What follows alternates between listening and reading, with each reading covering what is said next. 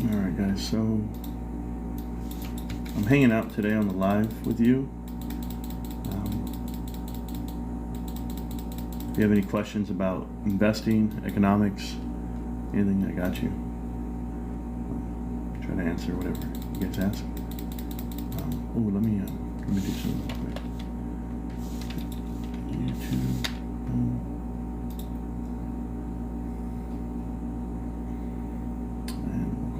Is there a football game on there now? Oh, I don't watch football. Not at all.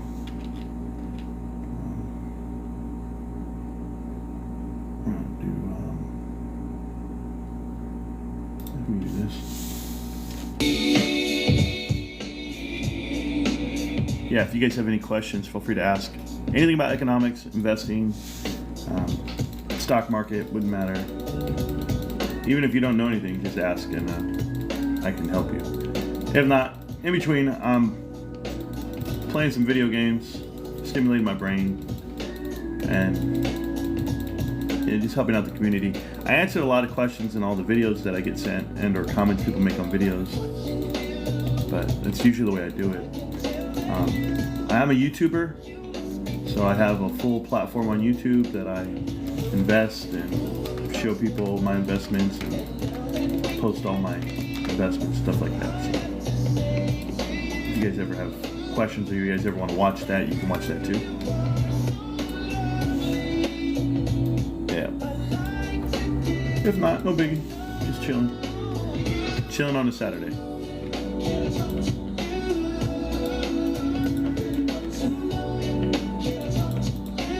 I never even heard these songs. Sound decent. No questions. I'm playing Diablo right now. Just relaxing. Should I sell my AV Go? Yeah, is that broadband? Is that the one we're talking about? You know, funny you ask about like a actual security, like pinpoint. Should I sell this? How does it work? So when it comes to the S&P 500 and those individual securities, there's a multiple, right? So the multiple is 5. If your company is currently worth X amount of dollars, I'll go look at it right now. I'll pull it up. I have it on my thing. So Broadcom, right? So Broadcom comes out, their market cap is 1.4 trillion, which is extremely high for what it is. And their book value is going to be $14.80 a share is book. They literally trade at 20 times book. Yeah, that's extremely expensive. If you look at the Buffett indicators, if you look at a lot of people, the way they value the market, a 5x book tends to be the top right now. If you're paying over 5x book on most companies, then you're paying the extra, right? You're paying a premium to own it. After you go to the book value, you want to go to PE ratio. In this company, it's at 67.13 on Forwardcast, current PE ratio of 111. I definitely wouldn't be buying this company at 111. That means, just so people know about PE ratios, that means that it would be 111 years of earnings per share before you actually get back the value of the $297 per share. So I definitely wouldn't be hanging on to any of these companies trading at these PE ratios. I know people hang on to them until they start selling off. You could ride the wave. What's the dividend yield? Less than 1%? Yeah, I mean, what are you really losing if you sell? You're going to want cash, okay? You're going to want cash coming up for this market, for the downturn. But like if you look at Warren Buffett and Berkshire Hathaway, they sold all their securities. They sold everything, all their index funds. They sold everything in the S&P 500. They are picking and choosing their moment to come back in. The value is too high. You're looking at multiples on a PE ratio of 25 for the whole market, for the whole S&P. This is not it, okay? And that's just my opinion, but I've got a pretty good sense of where to find tops and bottoms of the market, and got a track record for it too. Right now, it says, what's your favorite part of your Pokemon collection? Ooh, my favorite part of my Pokemon collection right here. I've got Pop Stars 5, Series 5. I've got the Celebration Series. I've got Ninja, and I've got Umbreon, PSA 10, PSA 8. Those are my favorite cards right there. for sure. So there you go. But I mean, I have other ones. I have like I have Pikachu. I have a couple of Pikachus but I have them in the vault. And if you don't know what the vault is, that's an online thing. So it's actually physical. It's in Maryland, but they hold all your Pokemon cards for you. You don't have to keep them in-house. But I have some really valuable Pokemons over there. Lego is about to collab with Pokemon. Oh, Legos and Pokemon? Yeah, I mean, that's fine. Doesn't really matter. Pokemon's a Nintendo company, and people need to know the demand is so high, but who sells the most Pokemon cards? GameStop, right? So you're really going to want to be with GameStop. And then who sells the PSA graded slabs the most? GameStop. So there's just a lot going on there if you pay attention to your investments. That's why GameStop's going to kill the earnings report coming up in about, I believe it's in 10 days. 10 days. The earnings report comes out, and it's going to change the world. So I hope people do it. How do you feel about day trading? I think it's a waste of time.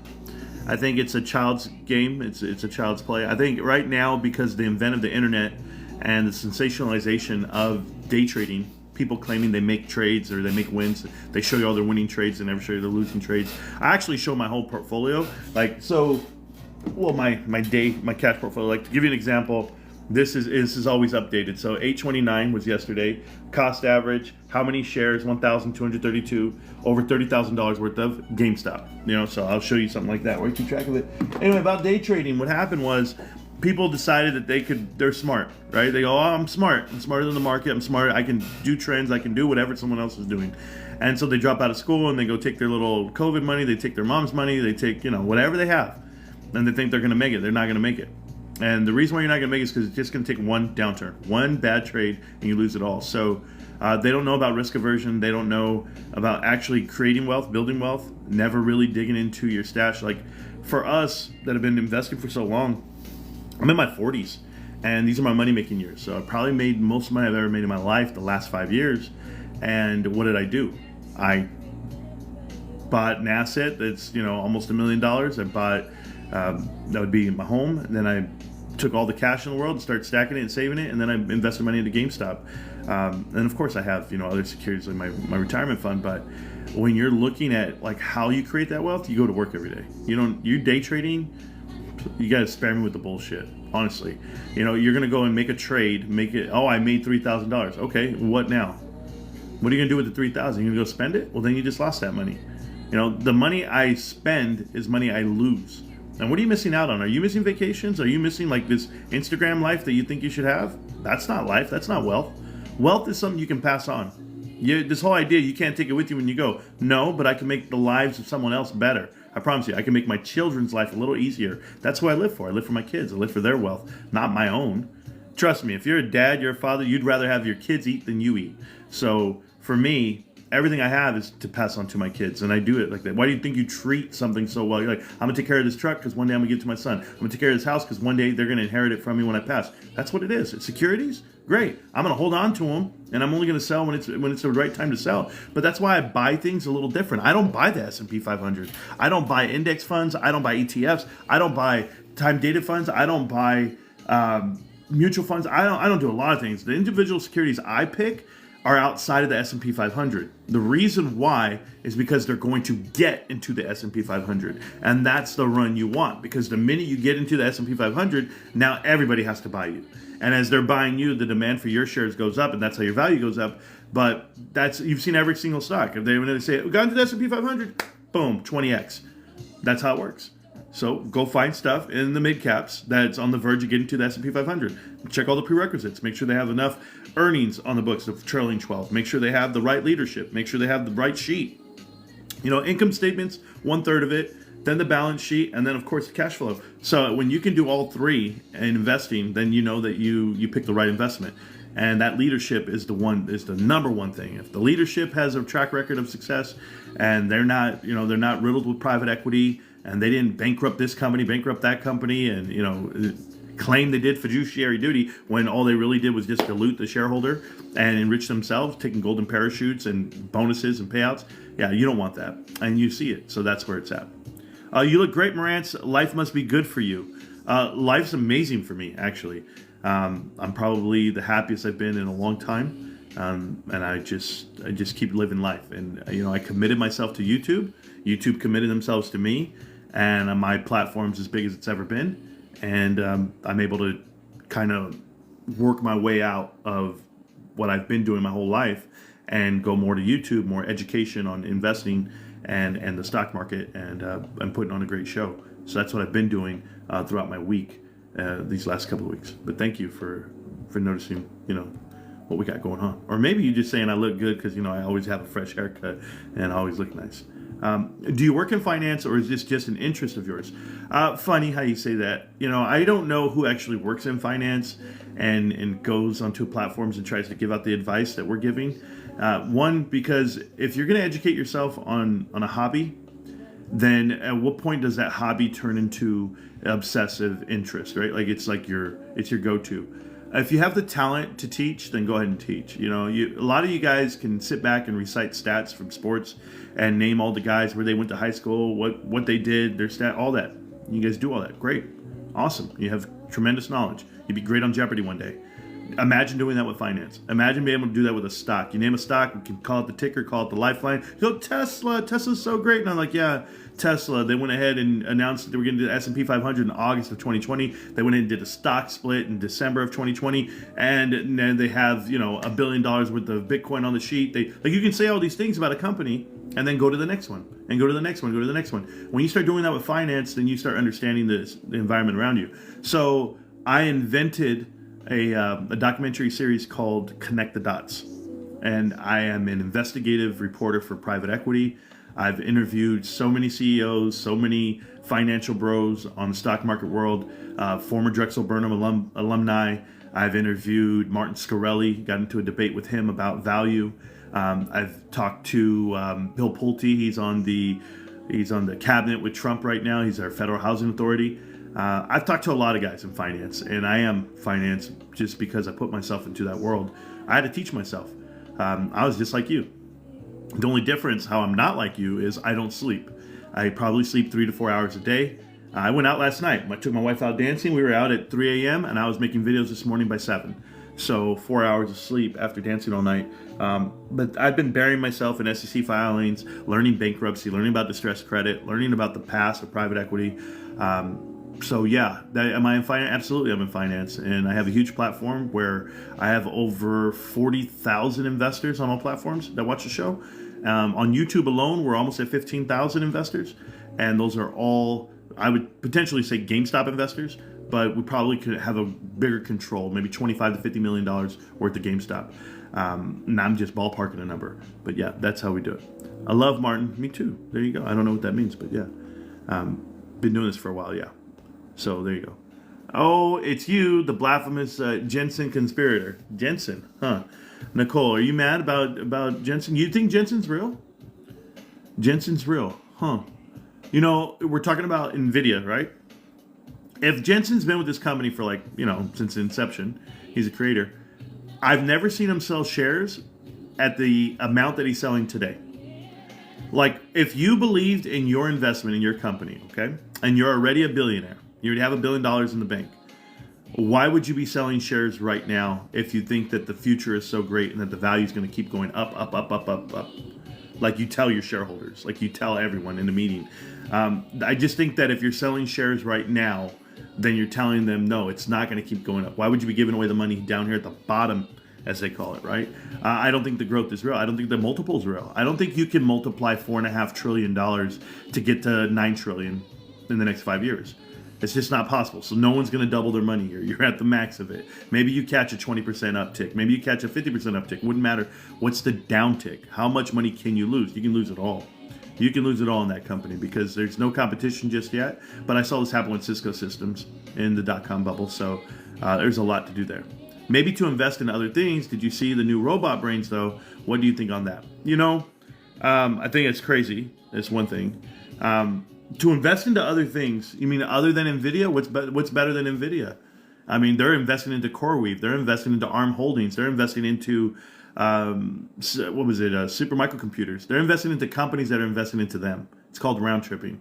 So they're circulating funds, and they're propping up their own number. They're doing share buybacks with all the cash that's coming in, and they're mark-to-market accounting, meaning they're front-loading all the contracts on the books to show you, here's all this revenue coming in, but you got to keep that charade going on. It's like a Ponzi scheme essentially. But when you look at Enron, they did the same thing. Look at Palantir. They've been doing mark-to-market accounting, and they're trying to wing their way out of it, and that's what they've been doing. But yet they're given valuation of $400 billion. They make $700 million. $700 million a year. They're at a 550 PE ratio. It's going to take 550 years to get back your money if you're going into Palantir. Like, this is not the investment for you guys. You guys have not figured this out yet. Sam Altman's running a whole company called OpenAI, and they've made no dollars. And they're telling, send us more money. We're going to keep developing this technology. You just might. Everybody might. Everybody's afraid to fall behind. But remember what they're buying. They're buying assets. They're not buying something that's generating a profit. Profits for these companies are built off of investments and or advertising, right? I sold something or I sold something, like services and items.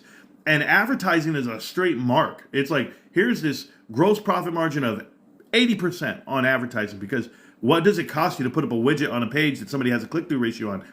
Nothing.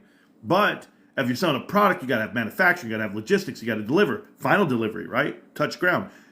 Here's the problem with what they're doing. Everyone's spending money on an obsolete thing that's going to be obsolete within 6 months. So they're producing more chips. NVIDIA is better chip, better chip, better chip, better chip. Okay, go look at TVs.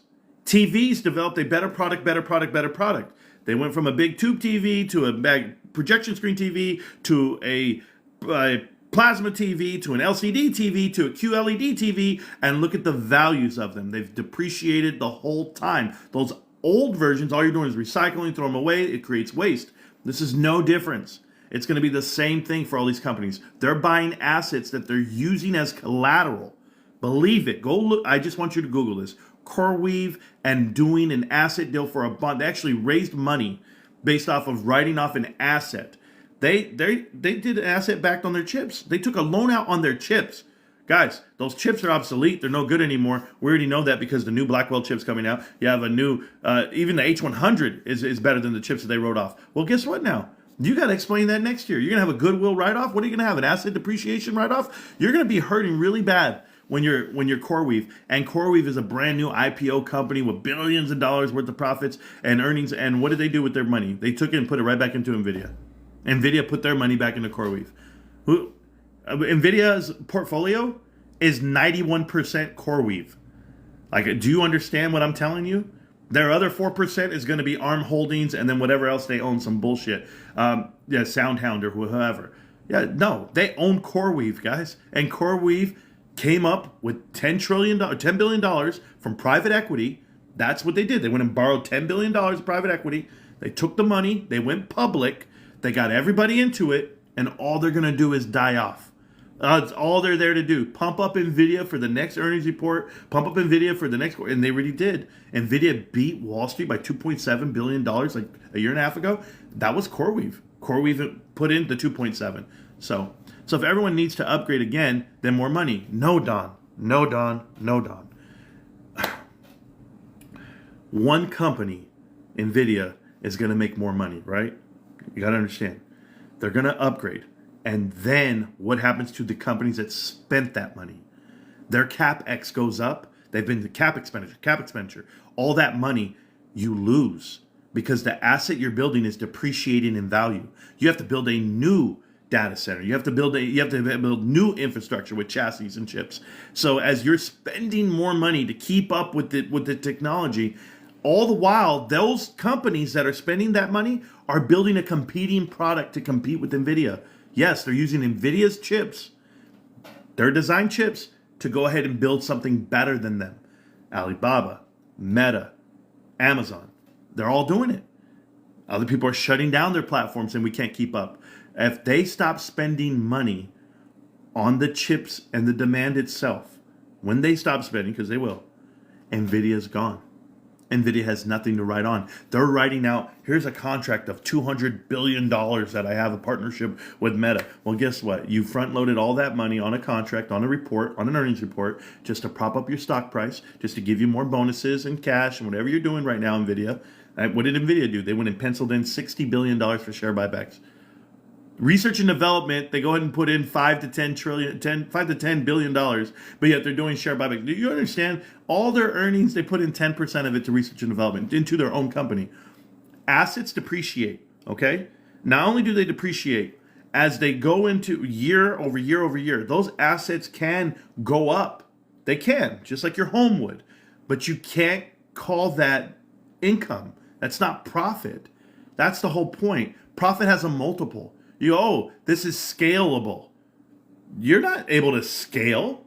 Okay, I'll give you this example. You have a house, right? Your house goes up $50,000 in value this year.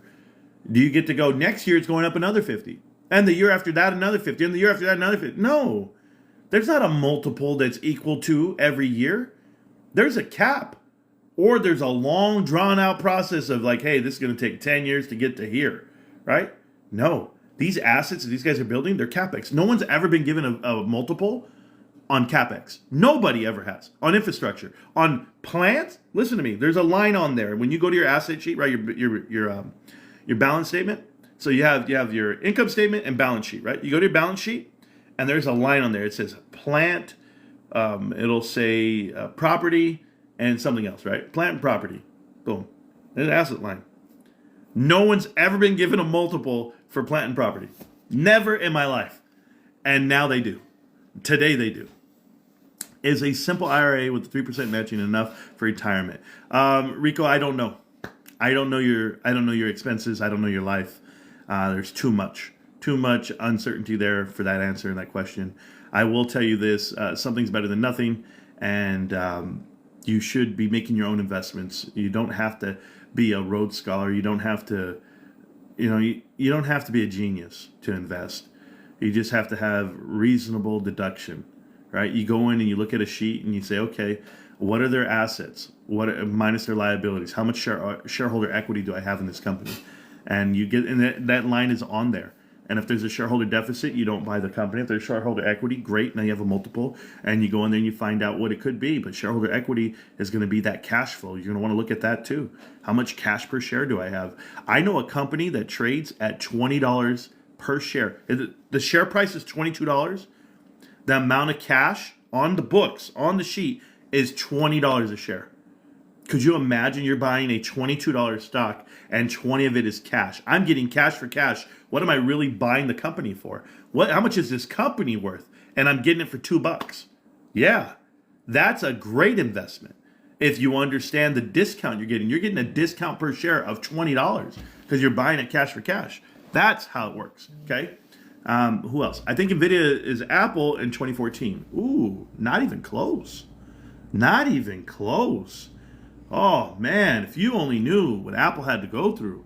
Apple invented iTunes before the iPod. Do you get that? So they invented iTunes in 2001. I believe it was like February. They invented the iPod in October of 2001. So when did their stock price go up? 3 years later. You have to have proof of concept, right? So they invented something. It was like, hey, this is going to get mass adopted by the music industry. We're going to change the world. 2003, they started getting a multiple on their stock. So it took 3 years. Could you imagine? Oh, we got a new product. We got a new internet thing. This is going to be great. And our value's not going up. This is crazy. Yeah, 3 years it took. And then what did they do? They invented the phone 4 years later, 3 years later. So then they invented a watch and a tablet. They invented the world, the largest brand in the world. Don't tell me they're Apple. Nvidia's Nvidia. Nobody even knows who they are. Nobody even cares. You go, you know Nvidia? They'll be like, what are you talking about? Somebody says, you know Apple? Yeah, the brand is bigger than the value. That's crazy. And maybe Apple's more adequately priced. You know, they're not in the AI game. They're not. They have not bought in yet. I know there was an offer on the table. People were talking about them buying Perplexity, but Apple's trying to get out a new product. They're trying to transition their manufacturing from China to India, and they're trying to play this game with Trump, about tariffs. But Nvidia's in more trouble than everybody. And guys, they're not Apple. I'm just gonna in 2014, no. And Apple's peak was 2021, or 2023 maybe on the run up to 250 plus. But you're gonna look at somebody like Nvidia, where they're begging the administration to do a deal with China so they can sell chips. Like that's Nvidia. Nvidia's begging for interaction because their 25% of the revenue was from one person. Like when you're reliant on one customer for all the revenue that you're posting, I'm sorry to tell you guys, that's not how you invest. When you're looking for an investment, you got to look at what they sell, what they do. Like the best thing about GameStop, like for me, I like that little company called GameStop.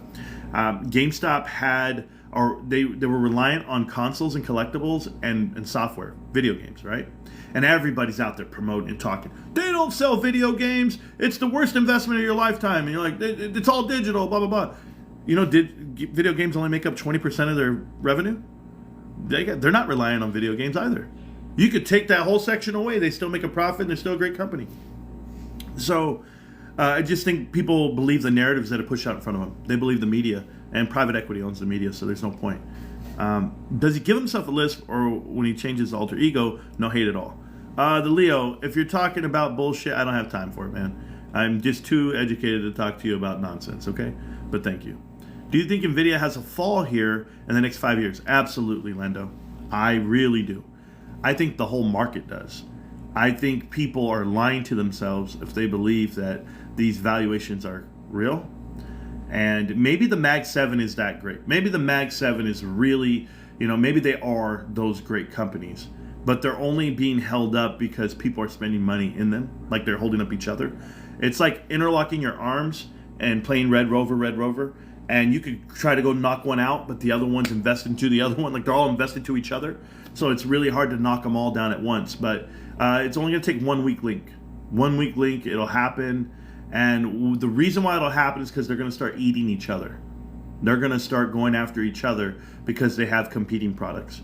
If you didn't have an AI team, the super teams that they have where they're building these products, then I would be like, oh no, NVIDIA's going to win and it's just going to keep going because you need the product. No, they're all competing and they're using the product to beat them out. That's it. Please can let me come up for a couple of questions. Yeah. Okay. I guess I don't know how to bring you up. I've never done it before. Accept request. Okay. You up. I've never done it before. Accept request. Okay. Runs. Yes, Raphael, how How you are doing, you? man? I appreciate I'm you so much, outstanding. my man. I've been listening Yeah. to you for 4 years, and Oh, okay, you've been watching the show for 4 years. for 4 years. Okay, Oh, that's cool. I've been in this trend. I have read almost everything they are posted on the internet, and I Yeah, refuse to quit. Okay, and my English is not that good, but I'm gonna make sure that you understand my question. sure. So, I sometimes I wonder. I see probability 100% that this stocks is gonna make a lot of people rich if they can see what's going on. We've been also be able one of the person to explain. I'm sorry because where they am there is a lot of rain. If you hear a lot of noise, I apologize for that. I'm not gonna take a longer. So Yeah, no, I'm trying to.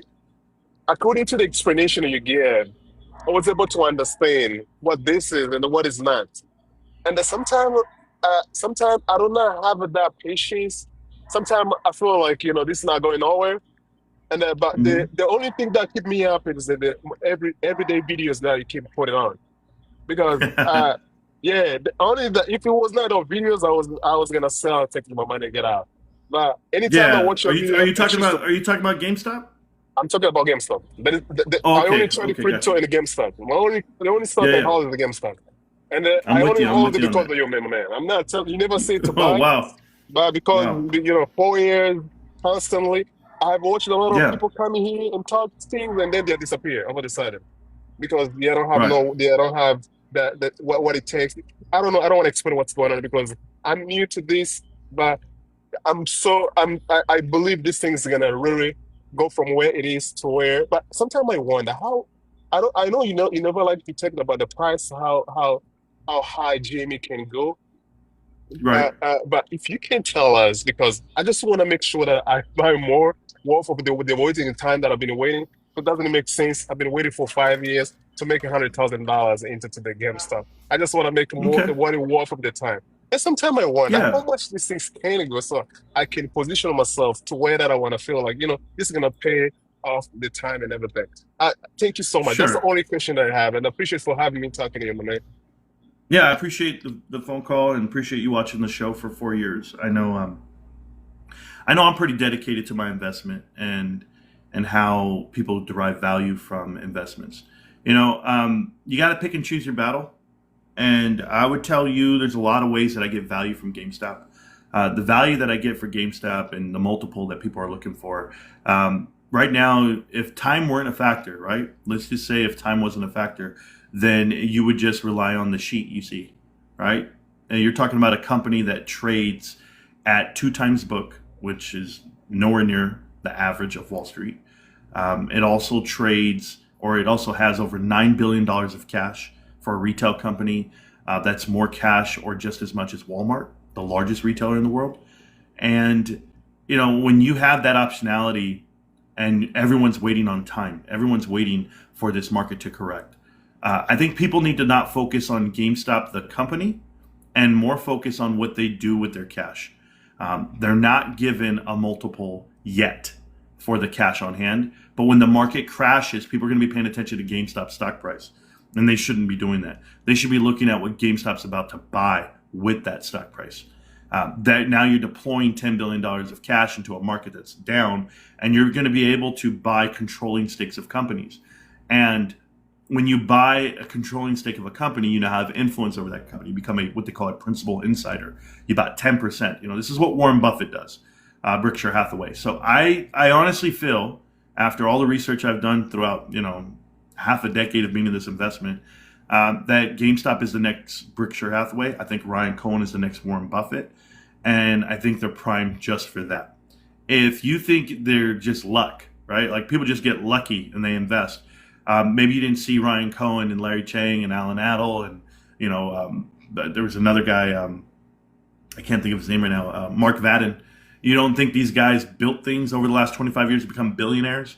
They built Chewy, they built Blue Nile, they built Zulily, they built all these products and companies over time, and now they've gotten to the level where they're like, hey, you know what? I'm in my 30s, I'm in my 40s, and I've already beat billion-dollar businesses, and now it's time to make that mega growth. Go ahead and sit back and watch the market. It's one of those things about attracting butterflies. Like you can swat at them all day, you won't catch them, but if you just keep your hand still, it'll come to you. That's what's going to happen with this market in GameStop. If you're waiting on timeline and you're trying to get a multiple, you're trying to see if it's going to be worth it. I never stop buying, right? I buy every day because the more money I put into it, I understand that maybe Wall Street doesn't respect it yet, but it's not in the S&P 500. Once it's in the S&P 500, that manipulated factor, the added value, is going to multiply whatever may be. I say whatever because we just don't know. But once it gets to the S&P 500, you're going to see a lot of things come to light. And then, by then, you're going to be sitting on $10 billion cash. You're going to be sitting on a great investment. And they already righted the ship. But you see, you have something to scale off of. And right now, we're talking about layered growth, right? I would look at it like a hockey stick, okay? And just so that we're clear, this is the base of a hockey stick, okay? Just pretend this is the base of the hockey stick, and then you have this, right? Like a big old stick, a handle, right? So we are buying the stock, buying the stock, buying the stock, buying the stock, buying the stock. The company is progressing, getting better and better and better, and you have layered growth. And what that means is the customers are learning the new culture, the new product line, the new investments, the new website. How many people know about powerpacks.gamestop.com? Nobody. I do. It's in beta mode. It's the best thing ever, right? It's a new invention. Synergies between multiple companies, between eBay, GameStop, and PSA. Like these things are revolutionary. But all this is happening with the company as they're cleaning the book, and you're making your investments here in the base mode. Guess what happens to the hockey stick? That hockey stick is up and to the right. That's your stock. Your stock's here for 4 years, 5 years, 10 years. I don't care. Eventually, it's gone. And it happens overnight. It happens so fast. And people won't know what's happening. But when you have a leadership team like you do at GameStop, where they're buying shares and they're just doing the right thing at every corner, they don't sell a single share. This is what we were talking about NVIDIA. NVIDIA's directors, everybody, they did their hockey stick, right? They had GPUs they were selling. They were the number one gaming PC graphics card holder in the world. Then NVIDIA came with this idea of we can design our chips for AI. And now look at the multiple. The multiple went from 200 billion as a company all the way to 4.5 trillion in 2 years. In 2 years, yes, it's ridiculous growth. Yes, it's manipulated and it's proven. It's just a market propping itself up with one company, one hedge, one little leg. Well, what happens when that breaks? Now you can go buy something. You can go buy whatever the hell you want, and you guys are gonna find out real soon. I mean, it's all relative to me. I'm young. I got plenty of time, and even if I were to die tomorrow, my kids are not selling my GameStop shares because I believe in Ryan Cohen. I believe in leadership, and I believe in all the homework that I've done. I'm one man. I get it, but I'm not a normal man. I know it because I find ways to talk about it. I find ways to learn about it, and then I pass on that knowledge for free. I don't charge a single person a single dollar for any of my videos. I don't charge a single dollar for the private equity investigations that I do, all the interviews, nothing. It's all free. Discord, free. Memberships are free. Everybody gets something when you get there to the channel. So I've been on YouTube for almost 5 years. I've been making videos about investing and how to do it, and we have a good track record. And everybody's tried to come into this crowd and infiltrate and partner up. Bigger platforms, Andrew Tate, Ian Carroll, everybody's tried to partner up with me. Bill Pulte, and I said no. I didn't, and they offered me hundreds of thousands of dollars. I've been offered to do different things and do different platforms, and I won't do it. And the reason why I won't do it, because I'm true to myself. I want to wake up every day next to my wife. I don't want to worry about what the internet has to say about me. And that's who I am. I could have done, my brother is a multimillionaire and he's a TikToker. You guys know this. And he has his own platform and he sells a product and he charges for it. And everybody wants to monetize off an idea. I don't. I want to enlighten. If I'm so smart and I'm so great at what I do, if I was right about this investment, I'll make my money, on my own investment. I don't need to make it on other people's. So that's why if you're a day trader or if you're a gambler and you want to sell the top 10 picks this week, Stone Cold Lead Locks or whatever, then you make the picks yourself and you go bet on them and show me your profits. No, it shouldn't have to pay you for it. And that's the way it works for me. So Morales, anyway, yes, why a sir. lot of people believe that these stocks are gonna go up as soon as we see a market crash? Usually, when the market crash, everything goes down. Oh, Why yeah, yeah, everybody yeah. believe? Why everybody believe in that idea that the GameStop is a different, that's a hedge to everything. And It's the I've hedge. seen a Yeah, lot it's of the hedge to the whole correction. market. Yeah. Even in the correction, it shows the potential to go up while they crash. I have seen a lot of, because I've been really interested in these stocks. And anytime I see a serious correction and you see GameStop different, it may go down, but it's gonna bounce back again Mm-hmm. heavily. And it tells you that it's something that if you can pay attention how it's trading, you can see like these stocks is different other stocks. Yeah, there's two different ways of looking at GameStop being the hedge to the market and why it's going to bounce when the market crashes. Okay, the first is the elephant in the room. It's the manipulation of the stock itself. Right. This is the only security that's out in the public right now. If you guys do not know this about GameStop, that is not covered by analysts. There are no institutions, there are no banks, there are no stock bros, there's no media coverage. They don't cover GameStop on an analytic quarterly. They don't do it. They don't give out guidance. They don't give out value. And that's the problem for Wall Street. Wall Street refuses to cover GameStop. That's the first red flag. They don't do that with any other security. You can go Google it, go look at it. Nobody will give you a price and a multiple. Only one person, Michael Packer. Other than Michael Packer, nobody. And he gives it a $13 price target, and it has $20 a share cash. How could you ever give it a $13 price target? They're 20 cash, and they make a profit. But I don't care. Okay, here's what happens when the market crashes. The truth about GameStop. One, they have all this cash in the world, and they can deploy that onto this market when it crashes and buy it. Right? They can buy anything, invest into it, and it'll have a multiple. And you're going to have to give that $10 billion of cash, you're going to have to give it a multiple, whether it be 90%, 80% for the year, because you're going to have a bounce back, right? During COVID, everything crashed to the ground. People bought whatever they wanted and took a run with it. And then you had one of the best 2021s of all time. And GameStop's no different. GameStop's going to be able to buy whatever they want, however they want to do it, and people won't have cash. When the market crashes, nobody has, you know how they always say, hey, when the market crashes, everyone's fearful. This is the time you should be buying. That's not true. People are not going to be buying.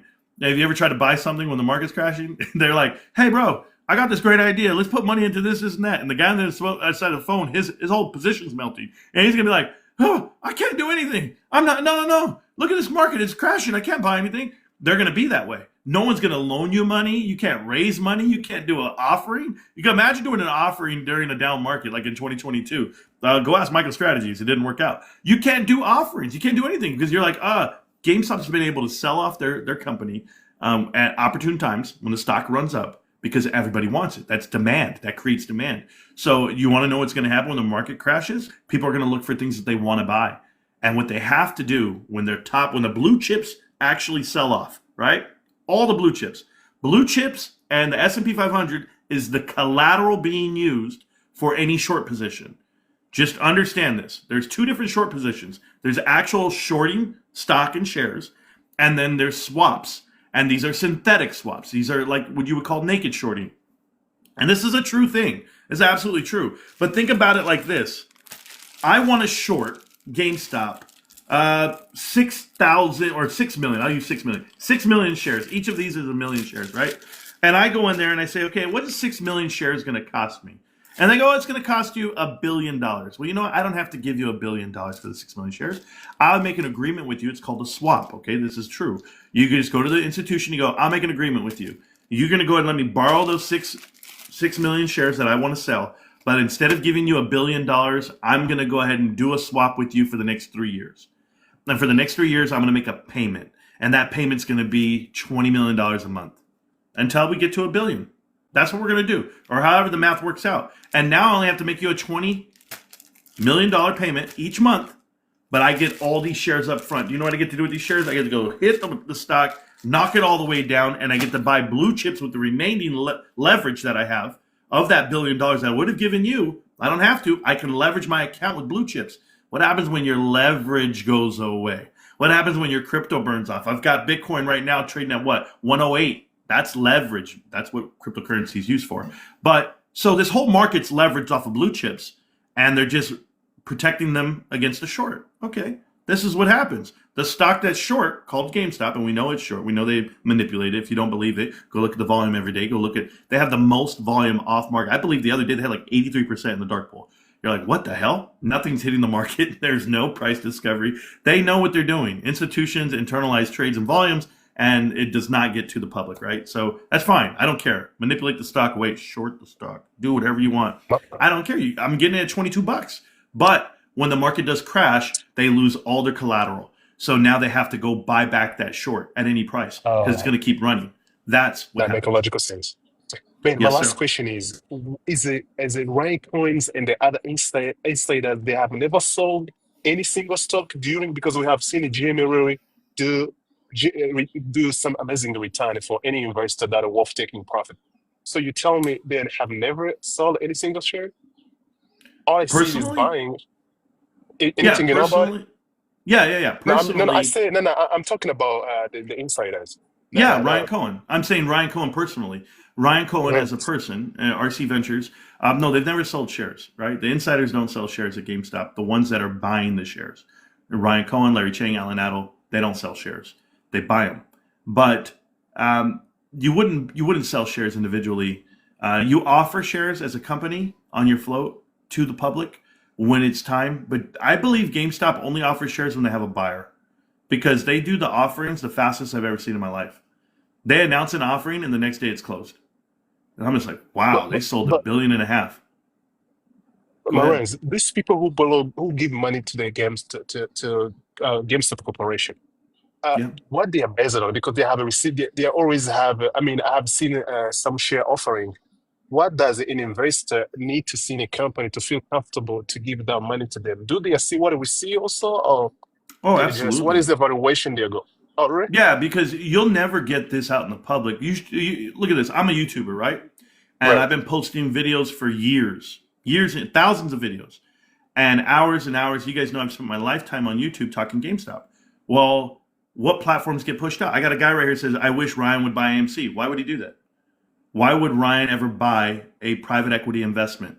AMC is a failed investment. They're down 99%, and they were never meant to win. Everyone got tricked and bamboozled by social media, YouTubers, everything pumped out in the public. But you don't get to get out in front of the public with information. They could have a great sheet, no, a great announcement, great partnership. Now, tell me this: is social media or mainstream media covered PSA partnership? GameStop's PowerPacks.com website, have they covered any other products they're selling, all the profit margins, the fact the profit margin went from 16% all the way up to 34%. Like, no one talks about this. Like, they literally are a money making machine, and the world won't talk about it because they're not allowed to. Private equity owns it. AMC insiders and private equity ruined that company. Yes. Without it. Well, but no, Jalen. Just so that we're clear, if we're going to talk about AMC, you got to go back way further than that. 2001. 2001, Apollo Global Management bought the company.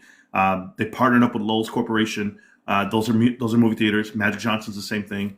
And they started buying dead movie theaters just to expand on debt. When they finally went public, it was to take money from the public. And when they went public in 2013, they were already $2 billion in debt. The first thing they did out the gate, they bought an additional $2 billion worth of dead movie theaters.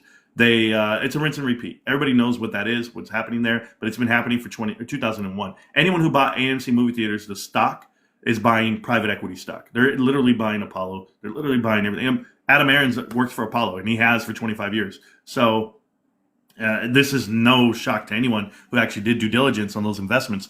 But for the guys who were pushed out in front of it, it was gross. It was gross by social media, and I called out every single insider, every single influencer, and I told them exactly what it was. I told them they're going to lose every dollar they put in. And same thing with Bed Bath & Beyond. I can see it coming because if you do the homework, you do the research, then you know right away. Why are people buying into GameStop is what Raphael was asking. Why are they willing to give money to this company? Because there are people that know exactly what we know. They're in the same room. They see it.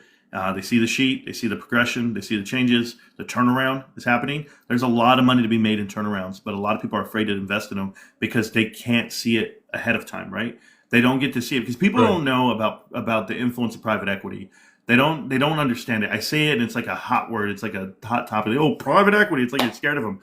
You should be one, but if private equity is out of your company and you kick them all out, right? We did a hostile takeover. Venture capitalist Ryan Cohen, this activist investor came in and did a hostile takeover, pushed everyone out of the company, and then he brought in his people, and now they've progressed, and now they're a great company. It took 5 years, but private equity's still there. Private equity's on the outside. They're on the outside looking in. They're making it harder for you to do your job. So they'll hit you with benefits. They'll hit you with real estate. They'll hit you with product. They'll hit you with, you name it, logistics. They're going to hurt you. And so what you try to do is you try to find a way to protect yourself. So you build a moat around your company. You insulate your company. And the way you do that, in GameStop's cases, you partner up with other companies and you do more private label. You do better margins on products, and you sell different products that they don't see coming. And you don't tell them your game plan. You don't make announcements to Wall Street. You don't tell them, hey, this is what we're going to do. You don't try to sell it in the media. You just do it. And when you do it, you stay quiet about it, and you get ironclad on your platform and on your ideas. And that's what they've done. They've done the unthinkable. I can't really thank you enough. I've been getting really valuable information from you the way I really position myself in everything. I have learned it too much. And I also think, you see, crypto bros right now are making a lot of money. And most of the crypto guys are very smart guys. They can smell where, the blood in the water. Don't you think hedge funds, because they are more smarter than us, they don't know if the money from the crypto coming in, most of the people they're going to be investing in GameStop, uh, I sometimes think like maybe GameStop can squeeze literally in the middle of this bull run, the cryptocurrency. I don't know. Have you ever think about that? I think the manufactured excitement behind Bitcoin is a media frenzy more than what it really is. I think that people don't understand the utility of Bitcoin because when you say crypto, there's Bitcoin, Ethereum, and then everybody else. And everybody else are the ones who are playing in the wild, wild west. But when it comes to Bitcoin, Bitcoin is institutionally held. 2% of all wallets hold 95% of all Bitcoin. That means the 98 other percent of wallets own 5%. And when you think about that, you think about the price that the institutions got, the banks, the hedge funds, everybody got a great price on Bitcoin, and they bought it back in 2017. You just got to go look at the book. Everything's on blockchain. You can see it. But to buy Bitcoin for the prices that they're paying right now, they're playing someone else's game, and it's a leverage game. And this leverage is the market. What is the value of Bitcoin? Cash. What is it supposed to be eliminating? Cash. So if that were the case, if all in all theory, to get value from Bitcoin, you'd have to sell it What does that mean? That means it's just a ring around the rosy. So yeah, it'll go up in value, but that's only going to prop up institutions to have leverage on this market. As Bitcoin goes up in value, so does the market. That's the leverage, if you understand what I'm telling you. Um, Now, when you think about Ethereum, Ethereum has application. See, it's a whole different world. I forget the inventor's name, Vivek or Victor, whatever the hell his name is, with the V. Vect, I don't know, it's a weird name, but he when he invented Ethereum, they actually had a really good idea. One, it's open to the public. Two, you can build on top of it. So transaction and gas fees, and layer two. When you build on top of layer two, you have to think about this in this way: is it transactional? Is it fast enough to be transactional? In the world of digital transactions, you have to think about, I'm constantly making this transaction on a blockchain, right? There's a ledger, this digital tether to your Bitcoin or to your Ethereum. But can those transactions happen in real time? As this blockchain is keeping track of what's going from where to where to where to where, that, do you know how much money changes hands on a daily here in America via systems, via debit cards and electronics and math? But that's not on a blockchain. You can't track it that way. Bitcoin literally cannot do transactions fast enough. Ethereum has found a way to do it gas free, where that just means transaction fee. There's no transaction fees. And your debit card has a transaction fee. You guys all know you guys pay 35 cents whenever you use it. And you're using it and you just do it because, hey, I'm paying with my card. Yeah, boom. But cash is transaction free. So there is a way to look at it from a different viewpoint. But for me personally, I think Ethereum's the only one that has application, that has true application, because people have found a way to put what they would call an NFT on the platform at low gas fees. And that's how you associate yourself with crypto. Bitcoin is institutionally held and it's manipulated that way. And for these companies that are trying to buy Bitcoin and do asset-backed securities, it works in theory if you're along the ride. But I think this is why GameStop wins, right? If you think about GameStop, they put $500 million into Bitcoin, and that was a play. If you know how I feel about it. Because if the short sellers of the stock market are using Bitcoin as collateral to the market, just like they do the blue chips, you're going to have to do what to Bitcoin to keep your short position? You're going to have to increase it, right? Make it go up in value. If it goes up in value, so does GameStop, because GameStop owns it. You get where I'm coming from? So the more you keep pumping your hedge to GameStop, GameStop goes up too. The more you keep pumping the market to hedge GameStop, don't worry, because GameStop goes up too, because they're going to be in the S&P 500 one day. So what's really about to happen? People are going to find out their limits. They're going to find out their limits, and this is going to be like a mass explosion. So I'm very excited for it. It won't work in the aspect even their revenue is decreasing. Ooh, I like you, Louis. Louis Chulo. You want to talk about GameStop's revenue decreasing? Wow, you're really uninformed. Did you want to come step up and talk to me, or do you just want me to read the chat and prove you wrong? How do you want to do it? You're talking to the guy who knows everything about GameStop, and you obviously don't. Let's see. Revenue increasing at GameStop. It has increased from year to year. Right now, it's up 9% per store. So they've closed X amount of stores, and they've actually increased the amount of revenue per man hour, per dollar, per square foot. In addition to that, let's have fun with this one. Oh, absolutely. In addition to that, they've transitioned, and they are now selling more collectibles than video games. So Pokemon cards, PSA graded cards, and that partnership. They have a secret website that nobody knows about called powerpacks.gamestop.com. Go Google it, go play with it, go see what it's all about. It's $1 trillion idea. You're about to find out what GameStop's revenue is like. Projected revenue for quarter two right now, Wall Street has GameStop coming in at $900 million. They did 732 last quarter. Does that sound like a decrease? It sounds like an increase. They did 880 last year. That sounds like an increase. What the problem that people have is they don't understand GameStop. They don't understand the product, and they don't understand transition. It's a seasonality business, yes, but there's been no console cycle release. So past the days of Fortnite, past the days of going digital with PS5s and 4s and all that nonsense, we're at a what? A Switch 2 and a physical platform. We're at consoles and controllers where GameStop actually does private label and making more. The plushies that they sell, all the little stuffed animals, GameStop owns them as well too. They have a partnership with Pokemon, selling more Pokemon than ever before. Awesome. They also sell more PSA graded slabs than anyone in the country because they have a direct partnership with PSA. They have a direct partnership with eBay as well, because if you buy the cards at powerpacks.gamestop.com, you can sell them at PSA, you can sell them on eBay, or you can keep them in the vault, or GameStop buys it back from you. There is literally endless synergy, omni-channel and marketing with this company. They're using digital, they're using physical, they're using tech. They're a tech company. You just haven't given them the valuation yet and or the multiple. You're very wrong about GameStop. And let's go ahead and talk about profit margin. They were at 16% profit margin per quarter in 2022.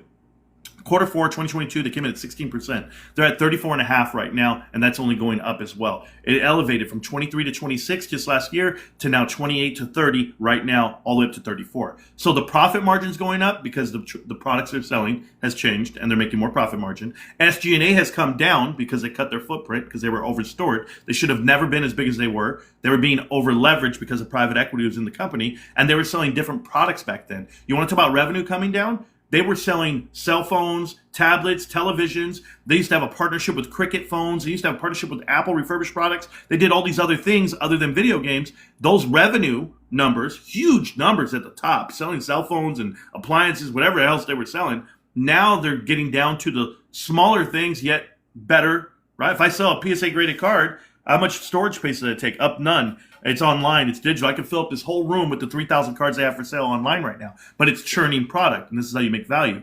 Additionally, if you want to talk about GameStop and revenue going down versus going up, let's talk about net profit. GameStop's sitting on almost $10 billion cash. They're making annually $300 million of interest just from the cash alone. Then you take in the fact that they're actually making an operational profit now, and that operational profit's it's actually north of $200 million. So they're going to make $500 million a year. Look at the multiple. $500 million, and you're going to get a company at $22? They have, once again, $20 a share cash and profits. No way you should buy it for $22. There's no company out there that I could buy that gives me $500 million off of a small float, and I get it for $2 over cash. That's impossible, yet it's GameStop. People know this. This is why Wall Street gave them a bond offering of $4.2 billion just in the last 6 months. This is why institutional ownership has increased on GameStop over 100% over the last year. Everybody's buying in. They're trying not to create waves, trying not to let people know, but trust me, everybody knows. The earnings report's in 10 days, guys. I put my life behind it. I know that they're coming in at $140 million profit for a quarter two where they've never made a profit. And they're not supposed to make a profit. You're so wrong about GameStop, but it's okay, man. You keep believing what you want to believe, and I'll be right here. I have over $30,000 of my own hard-earned money in there. That $30,000 is going to turn into $3 million, and you just don't know it yet. But I do. What else you got? I got crickets, bro. I got crickets. Light work. Hey, no edits or clips or notes, nothing, bro. There's no, hey, shouting shit out, no edits or clips. You better study. You better come get at me. Whoo! Anybody else with the question? Did I miss something? Who do you got winning the, oh, this is a good question. Who do you got winning the AFC North this year? Who's in the AFC North? Who's in the AFC North? What teams are in the AFC North? I wouldn't even know who they are. You got to name me one. The AFC North. Who the hell? What kind of random shit is that? Who do you got? First off, I don't watch sports.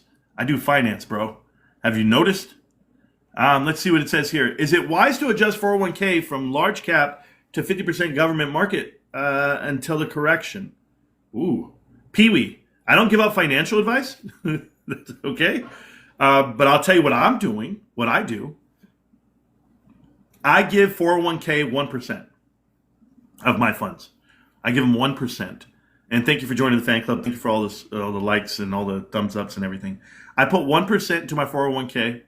I go almost exempt on my taxes for the year, every year. I take all the money I can get, bring it all in. And then I put all that cash, believe it, I don't pay any taxes on my checks. You think I'm crazy? No.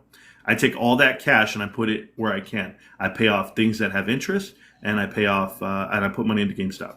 So at the end of the year, when I owe money, which I do every year, it's fine.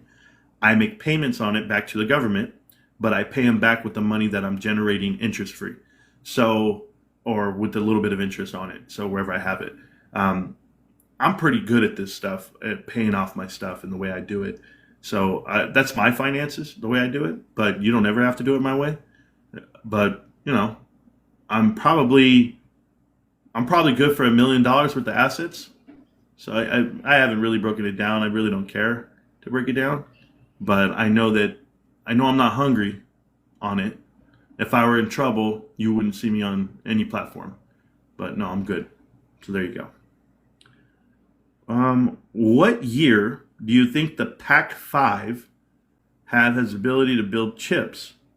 Are you talking about the Mag 5, whatever it is, the Mag 5, yeah, whatever, has the ability to build chips? Best guesstimate, no Nvidia. Yeah, when are those guys going to be able to create an AI model without using Nvidia's product?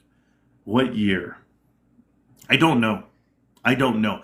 I'm going to tell you this. I don't think it's going to be Meta, Microsoft, Amazon, or Google. I don't think it's going to be them. I think it's going to be Alibaba. That's who I think it's going to be. I think Alibaba is going to beat everybody, in my opinion. It's China. It's backed by the CCP, okay, the Communist Party of China, and it's an investment by Ryan Cohen, the CEO and chairman of the board for GameStop. He owns over $1 billion of that company. I think, and he wouldn't be in it unless he knew what he knows. So I just think that they're allowed to do things that U.S. companies are not allowed to do. I think U.S. companies are driven by greed, and I think Chinese are driven by success. I think it has a lot to do with culture. There's a reason why the country's been, around for thousands and thousands of years, and we don't understand how they respect the elders, how they respect leadership. We're too busy trying to get rich. You show me a Chinese person that's in the top 10 of the richest people in the world, and you won't see one because it's not about the dollar for them. Yet they're the most powerful country out there with the most influence for production. I think people have the wrong view of China. They absolutely are our competition, but it's for all the right reasons.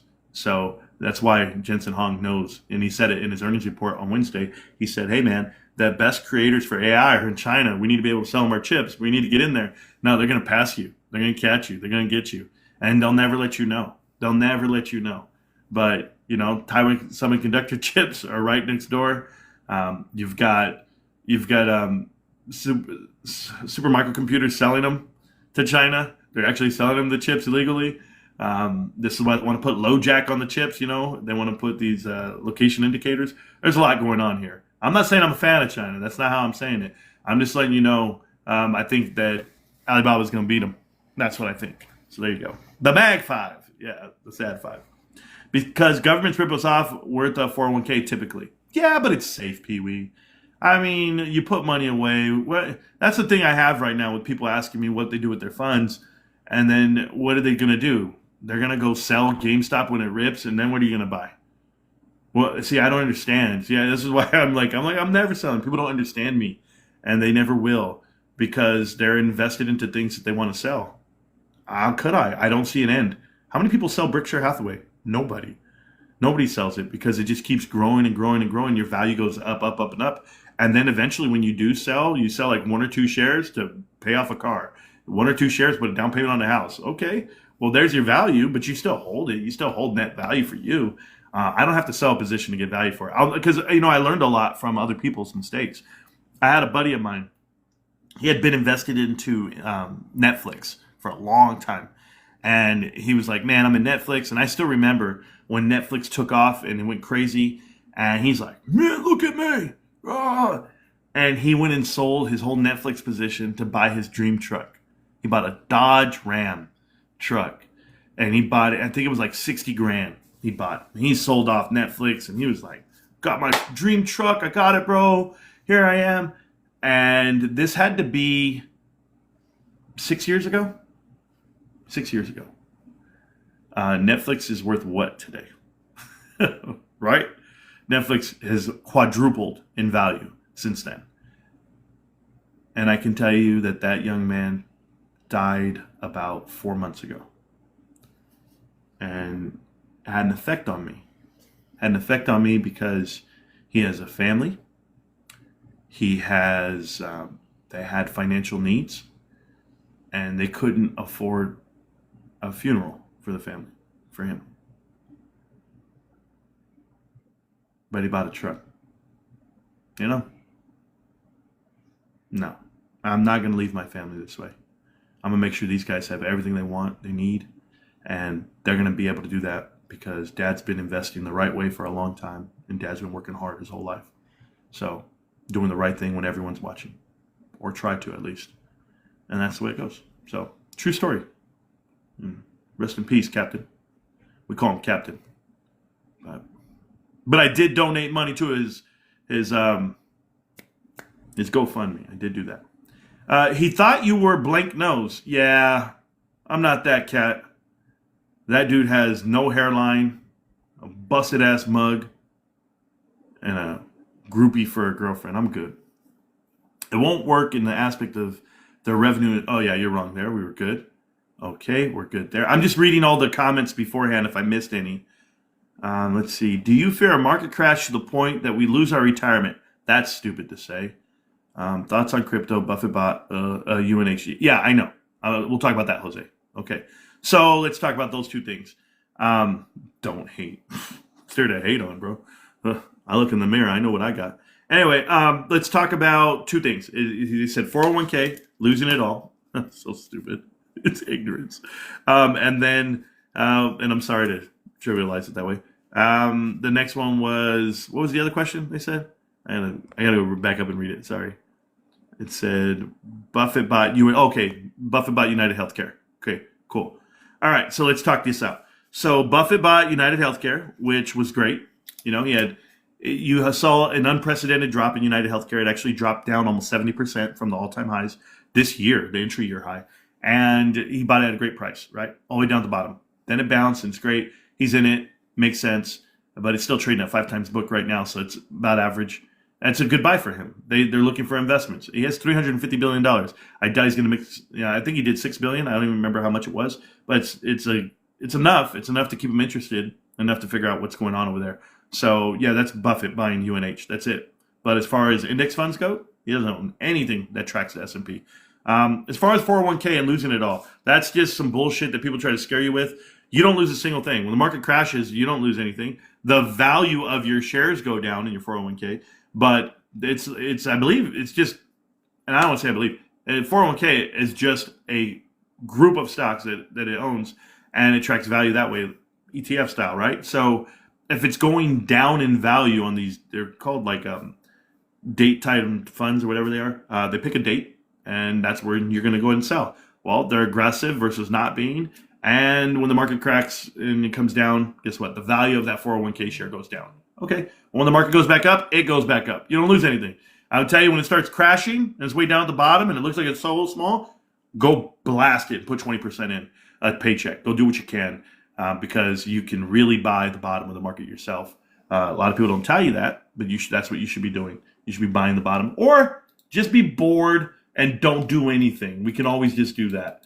Did I stop playing Diablo for all this? That's it? We're good? All right, guys. That's a long time for me to be talking to you guys. Usually I do YouTube. You guys know this. If you guys don't know, now you know. I've got a lot going on YouTube. I've got a series, a documentary series called Connect the Dots. You can watch that, all 95 parts. You can watch every live stream. Go ahead and click on that. I do have ways to support the channel, not only TikTok. I don't do anything on TikTok as far as selling anything or raising funds for what we do, but definitely on YouTube, you can get over there, like, subscribe to the channel, join the channel. The Discord's completely free. It always will be. And that's it. Support the channel means you share the live streams and you type and you talk and you do your thing. I'm just blinking with you, man. I just found your page and love your content. Oh, thanks, bro. No problem. Keep killing it. Carter, what's up, bro? I see you in the chat. Carter's Corner Pocket, another creator out there. He's a YouTuber and TikToker. He's a good guy. He's in the chat right now. But and he loves GameStop. What the hell? We all do. Thanks again, guys. If you guys need anything, you know where to find me. YouTube, TikTok, Twitter, I guess. I'm everywhere. Morant's Rants on YouTube. Get at me. GameStop. Can't stop, won't stop, GameStop. I'm going to see you around, millionaires. Peace.